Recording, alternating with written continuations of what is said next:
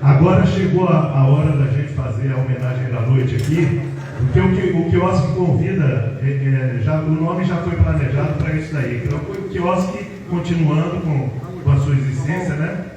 Se perenizando e, paralelamente, sempre convidando uma grande expressão cultural aqui da cidade, da região, para participar com a gente.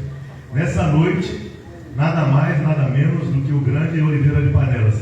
A gente vai trazer Bira aqui para fazer uma introdução, falar um pouquinho sobre Oliveira, depois nós vamos dar 20 minutos para esse. Olha, é tempo de nada, né? Para você falar o que você consegue falar, cara. Certo?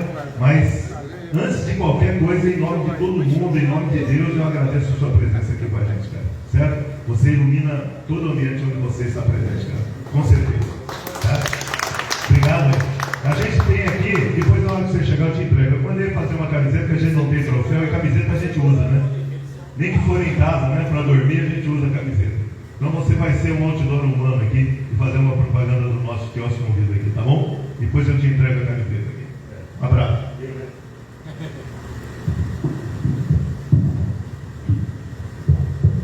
E a terra era criancinha ainda quando eu comecei a te amar. E a terra era criancinha ainda quando eu comecei a te amar.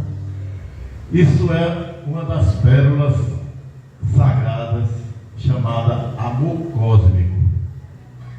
Uma canção belíssima de Oliveira de Panelas. E a gente pensa que Oliveira é só do repente, do improviso, mas de canções belíssimas. E essa é uma pequena estrofe que se manda aí. Eu venho das ondas. Daqui a pouco ele vai dar uma canja sobre isso.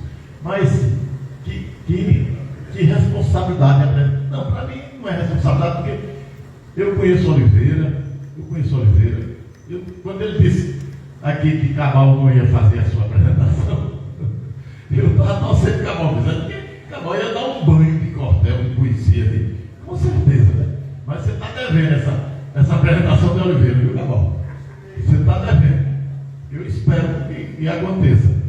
Mas para mim foi, eu não vou pensar nem duas vezes fazer uma apresentação de Oliveira, porque eu conheço Oliveira nas suas manhas, nos seus trejeitos, nos seus vícios, na sua família, nos seus filhos, nos seus netos. E para mim é fácil apresentar Oliveira. E até é tão fácil que talvez eu não fale nada de Oliveira. Né? Eu não falo nada, porque eu me considero tão fácil por isso. Mas eu vou, seria chover no molhado falar de Oliveira. Eu vou contar alguns causos que aconteceram na vida de Oliveira. Quer dizer que Oliveira nasceu em Garanhuns, que cantou com 12 anos de idade, que enfrentou um festival com 12 anos, ganhou um festival que é o Pavarotti dos Sertões, que ganhou um festival com cento e tantos poetas da América Latina, lá no Memorial da América Latina em São Paulo. Enfim, isso é chover molhado de Oliveira. Falar disso aí. Então eu vou ressuscitar alguns causos que eu convivi e vi com Oliveira. Somente, principalmente, uma trajetória que Oliveira tem, que para mim é invejosa, do ponto de vista positivo, não é, Marconi? Do ponto de vista, que foi a convivência que Oliveira teve, simplesmente com Ariano Suassuna. E eu fui fruto dessa convivência também, porque paralelamente eu peguei carona nessa onda boa, nessa boa onda, né? Então, eu queria contar alguns causos de Oliveira dessa convivência com Ariano Suassuna. Por exemplo, nós primeiro para saber essa também minha convivência com Ariano, né? Eu trabalhava aqui numa escola na cidade e a escola resolveu fazer um centro cultural, um teatro, uma sala de dança, uma sala de biblioteca, enfim, um centro cultural. E fez um plebiscito com a escola para fazer quem seria o homenageado. E os alunos disseram: nós só vamos fazer o plebiscito se for um homenageado escolher alguém que já morreu, não interessa. Aí escolheram, dentro de Alba Ramalho, Zé Ramalho, de vários paraibanos, Augusto dos Anjos, surgiu o nome de Ariano Suassuna e foi eleito com 80% dos alunos e os professores da escola, com uma eleição livre de escolha natural. Então, quando Ariano foi o escolhido pela comunidade educativa, me pediram, que eu era o coordenador de cultura da escola, era o diretor de cultura, pediram para que eu fosse formalizar o convite a Ariano, para ele saber se ele aceitava ou não ser homenageado com o nome de um centro cultural. Aí, eu, aqui, a 100 metros daqui onde a gente está, essa escola. E aí, eu não conhecia Ariano, não tinha nenhuma intimidade, não sabia nem onde ele morava. Achava que ele morava no Recife, mas não sei onde. Mas eu conheci uma prima dele chamada Natécia Suassuna. E aí eu fui a Natécia, me botaram nessa incumbência e eu preciso falar com a Ariano, a diretoria da escola quer fazer essa visita e convidá-lo. A Natécia disse, amanhã eu ligo para ele, mas vamos marcar. Uma semana depois nós estávamos na Rua do Chacon, número 339, lá em Casa Forte, no centro, na cidade do Recife. E nós fomos lá, ele recebeu um almoço, com a família toda estava presente. E aí nós levamos um plano de trabalho, saber que a gente ia inaugurar um centro cultural com o nome dele, e que durante 2 anos que ia construir o centro cultural, que a empresa que estava construindo pediu 2 anos, iam se trabalhar na escola com 4.000 alunos a literatura de Ariano. Ora, era o que Ariano mais queria para se consagrar como um imortal. Qual é o artista, o escritor que não quer saber que uma juventude do século próximo, essa juventude foi em 1989, portanto, está em pleno vapor. Hoje tem presidente do Tribunal de Contas, tem presidente da Assembleia, tem presidente não sei o quê, tem senador da República, tem senadora, tem uma série de pessoas que eram dessa geração.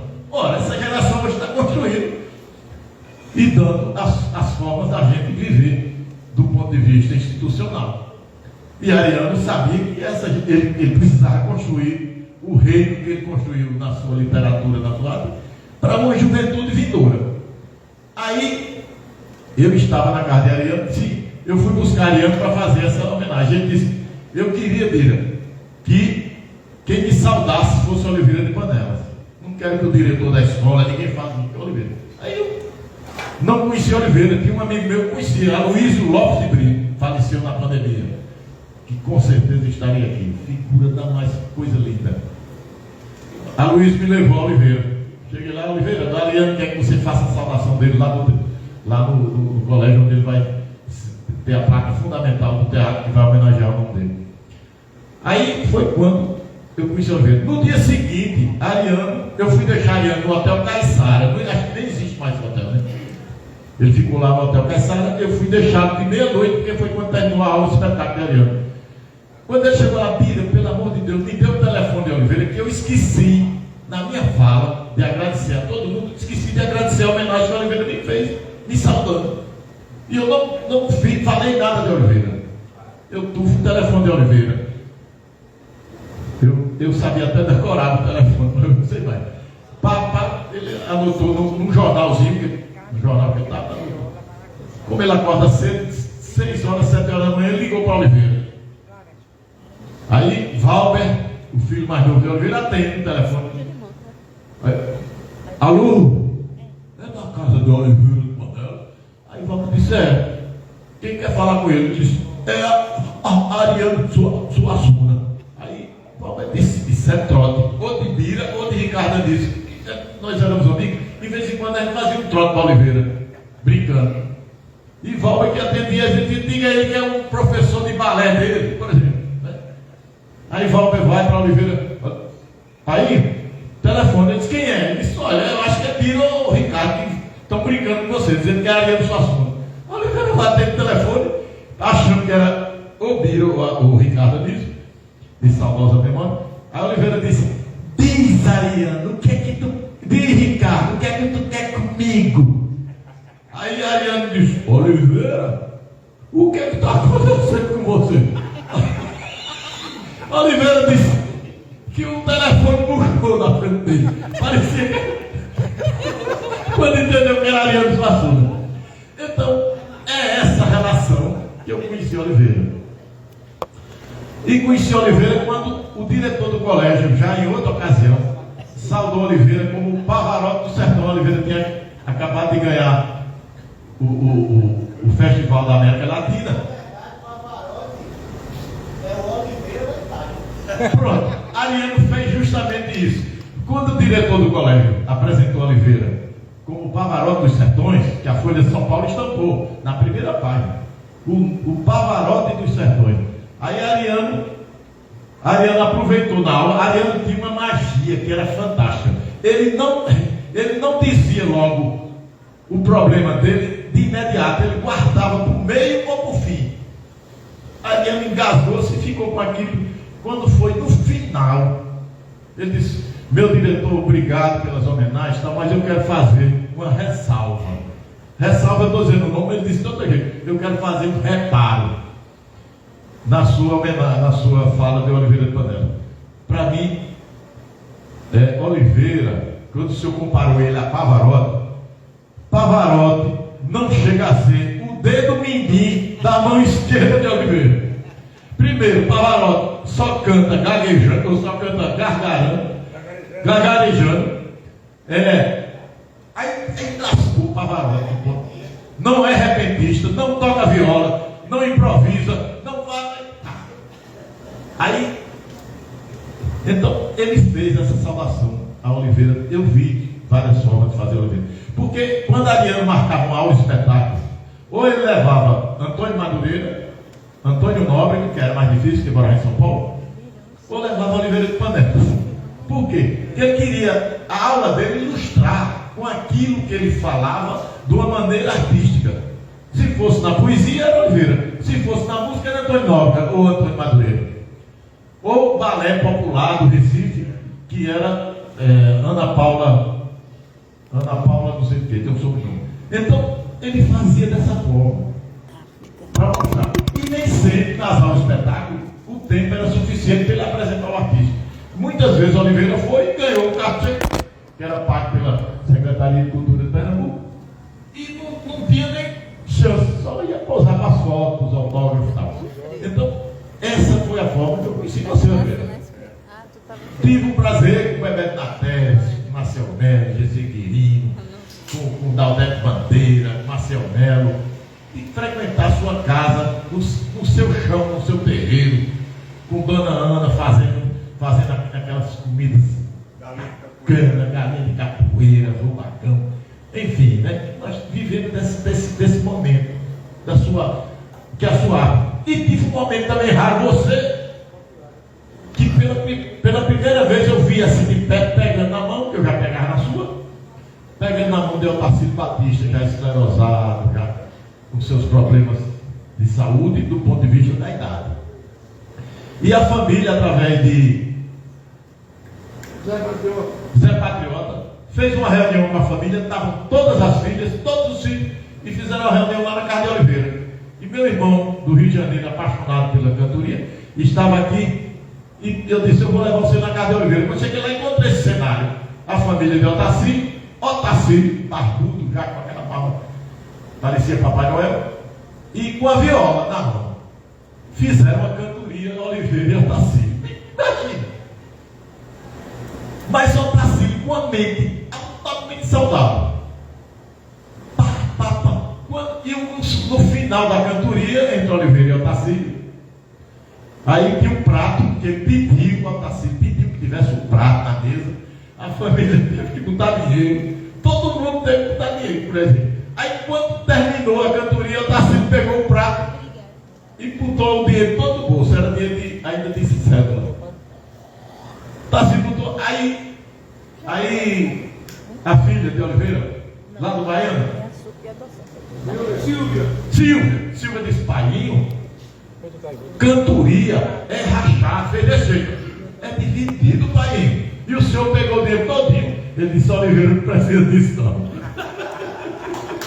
Então, são essas coisas que para mim, Oliveira, não vale nada, né? Para mim vale muito. Para mim vale muito. Então, eu falar do seu currículo, eu já fiz 4 apresentações de livro de Oliveira. 4 apresentações de livro de Oliveira. Falando de Oliveira, uma coisa técnica, né? Rebuscada, quantos troféus Oliveira ganhou, quantas cantorias, primeiro lugar em tal. Mas não cabe aqui. São todos seus parceiros aqui. E parceiras. Eu vou falar disso da sua técnica. Falar de Oliveira, é chover molhado. Então é dessa forma, Oliveira. Eu quero lhe chamar. Eu já falei demais, agora a gente quer lhe ouvir, né? Quer ouvir você na sua performance, no seu auge, que você nunca perdeu e não vai perder essa elegância. Primeiro, de ser um cidadão. Primeiro, de ser um cidadão. E segundo, de ser esse monstro de poeta que nós temos o prazer de dizer. Somos amigos de Oliveira e conterrâneos desse cara da terra.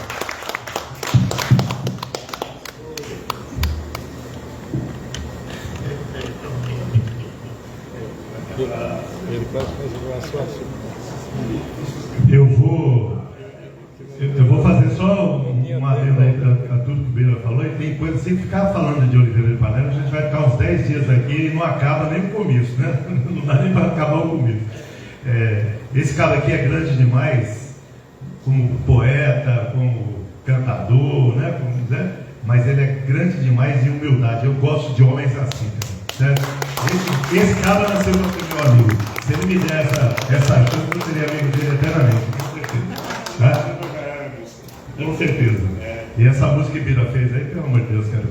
Já arrepio só de pensar nela. Criança ainda, quando eu comecei a te amar. E quando ele usa aquele grave dele lá, chega a brincar até uma parede.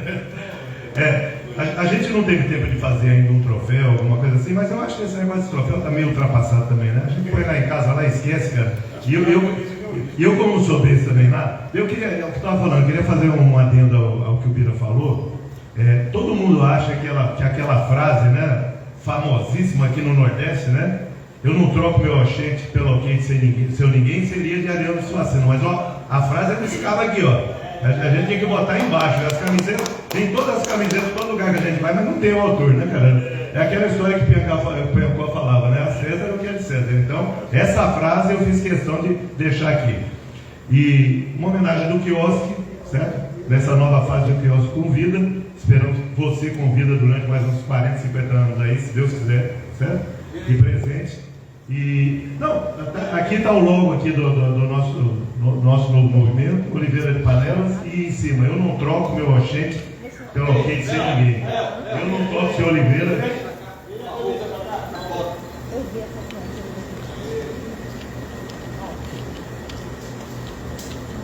Então, eu não troco a amizade do Oliveira com ninguém. Tá certo? Estamos aqui, estamos juntos. E eu estou bem. Agora, chega a me emocionar. Profira algumas palavras aí dentro daquela coisa que você sabe fazer, que, pelo amor de Deus, né, cara? A gente precisa ir na escola para aprender isso aí, não dá tempo, porque já estamos numa fase da vida que não dá para aprender esse tipo de coisa. Né? Tem que voltar aqui de novo para poder aprender isso aí. Vai lá. A gente não. Vamos botar junto. Eu acho que nessa vida, esse código de bilhões de anos, a gente só vai ter 80, 90 anos desse tempo todo para trás. Tomara que você tenha razão. Tamo junto. Ajeita o microfone aí pra ele. Meu tio, ajeita o microfone na altura dele. Lógico, eu vou aprender. Tá bom. Eu estou querendo me esticar para virar perereca no meio de vocês. Meus amigos, é o seguinte, olha a ousadia da coisa. Quer matar o velho, né? Meninos, é aquela história que quando um engenho fala, os outros escutam, né? É aquele lado pejorativo, mas é diferente. Estar aqui com vocês, depois do convite desse cabrito aí, eu disse, rapaz, eu não vou dizer que vou não, eu já estou indo. Porque eu já fiz minhas escolhas aqui na vida do planeta Terra. Se não fizer, as nossas escolhas são consequências, né? Se não der certo, poxa, você deveria ter escolhido de outra forma, mas você depois pode fazer a segunda escolha, que na primeira todos caem, né? Na segunda cai quem quer, na terceira cai aquele que vergonha não tiver. Eu acho isso bonito demais. Então nós começamos uma amizade sem escolhas. Eu já passei por esse processo. Agora estou no primeiro voo da Águia. No segundo voo da Águia, eu fiz as minhas escolhas, né? E agora que o terceiro voo da Águia, que será em agosto, e Vila Delgado está lá arrumando as pólvoras e os mantimentos, para que haja uma coisa fecundante. E agora, depois da segunda escolha, vai ser a terceira escolha. Essa aí você pode mais. Parece estar me imitando, só baixando assim. Então, não pode deixar que a terceira escolha seja um flagelo para você.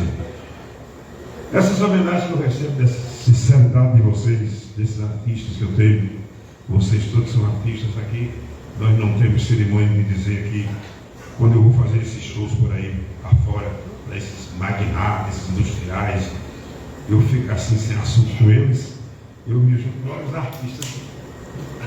Que aí muda a conversa, né? E aqui eu estou uma ilha cadeada com todos eles, artistas e vocês aqui. Então, meu filho, você nem sabe da alegria que eu tive de você fazer isso. Eu não vou mencionar o nome de todo mundo aqui, não, todo mundo já sabe que se conhece. Mas, enquanto eu viver na minha vida, eu sinto que a amizade faz parte de tudo isso. Dos meus discos, dos meus CDs, incluindo que um dos CDs que eu fiz, que o arranjo foi de Bebeto da Testa, foi dentro dos CDs que eu já fiz, o arranjo que eu mais gostei, né? Não sei se é Viagem dos Sonhos, acho que foi, né? Ele é, Bebeto da Testa, é um arranjador fantástico, de uma criatividade infinita. Eu teria que dizer isso um dia a ele, conversando com ele quando chegava, eu me esquecia.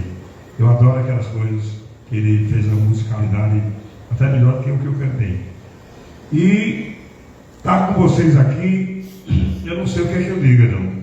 Eu só sei que eu viajo quando eu estou assim. Me desconheço. E quem eu conheço não tem preço. Eu não preciso amar com endereço. Que o amor não sabe aonde vai, não sabe de onde vem. E não pergunta a quem precisa amar.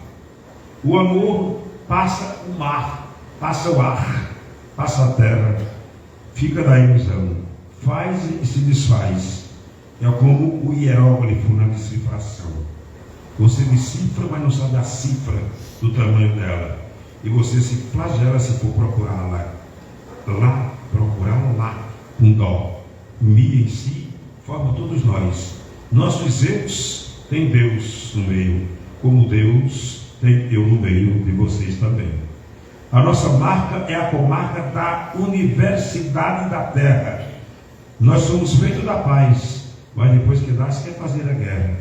E nesse planeta Terra se encontram poucos períodos de paz, mas os arsenais, a beligerância e a ignorância humana, o próprio homem se profana, não tem as intenções de uma libela, põe veneno na própria célula, cria mais aquela droga talidomida, que é feita muito mais para a morte do que para a própria vida. O homem não sabe ainda que ele está entre o micro e o macro. Nós somos o relativo. E nós somos a tangência do verbo transitivo, efêmero e nada mais. Mas se você quiser a eternidade, ame de verdade, que você encontra muito mais. E aqui nós estamos, porque nós somos gametas, cromossomos, retinas, hemoglobina e todo o corpo humano. E essa nossa biologia não é só feita de poesia, porque a poesia é como a essência, como a música na sua regência, a eterna sabedoria, a linguagem dos anjos, que Deus ouve, passou para nós, porém também aprecia. Por isso, cada um de nós, nesse palco, não se precisa botar talco para memorizar o cérebro e equilibrar o cerebelo. Porque o que faz pela fascinação do que ele sabe, tudo que sai do poeta é muito belo. O poeta tem a regência tem a batuta, e a plateia que ama escuta, e essa luta se acaba porque vem a paz. Os nossos acordes musicais é uma força tão absoluta que só quem ama, só quem sabe quem é Deus é quem desfruta. Vocês, nessa presença, sabem da minha crença. Nós temos a diferença, mas é compatível, porque o nível não dá obscuridade, nem dá protuberância. Porque quando há verdade pela ignorância, ela diverge, mas depois converge pela ânsia. A ânsia de querer, a ânsia de ser, não do ter, mas do ser que faz viver na liberdade do amor. Como o colibri que namora e beija a sua própria flor, sua noiva do jardim, do deserto, ou qualquer lugar mais perto de um oásis iluminado. Nós somos tudo isso. Nós somos os fractais por natureza. Que quer dizer fractais, com certeza, é um equilíbrio da própria natureza. A mãe, quando engravida, ela tem que fazer-se menos erguida, põe-se um pouco para trás para dar o equilíbrio no peso na barriga que o filhinho traz. É nisso que se fala de fractalidade. As palmeiras, você olha, as folhas são iguais. E quando o vento faz a tangência, ela mesma faz sua regência para uma não bater de menos, nem outra bater de mais. Você já olhou o corpo do abacaxi? Quem foi que esquadrejou todo aquele troço ali? Tudo muito bem desenhado, não tem nada aleijado. Eu não sei se um bichinho foi e furou para degustar daquilo que Deus criou. Eu sinto aqui na água de coco. Quem foi que botou? Quem foi? Qual o lugar que a água de coco entrou? Você sabe? Isso não cabe a mim nem a você. Porque aquilo que a nossa alma vê, o olho da matéria vê muito pouco. E eu não dou muita força para ninguém e se disser que não é louco. Porque se não tiver um pouquinho de loucura, também não sabe a partitura do amor verdadeiro. Eu amo, eu canto, eu levanto, eu sonho. Sinto o mundo risonho e o mundo tristonho ao mesmo tempo. Mas eu contemplo toda essa aura luminosa da verdade. É o cântico falado da felicidade. Eu, você, a paz. Minha filha, meu filho, minha mulher. Eu sinto quando ela me quer e quando ela não quer. Eu falo na linguagem do silêncio e aí eu sinto que eu venço qualquer dificuldade.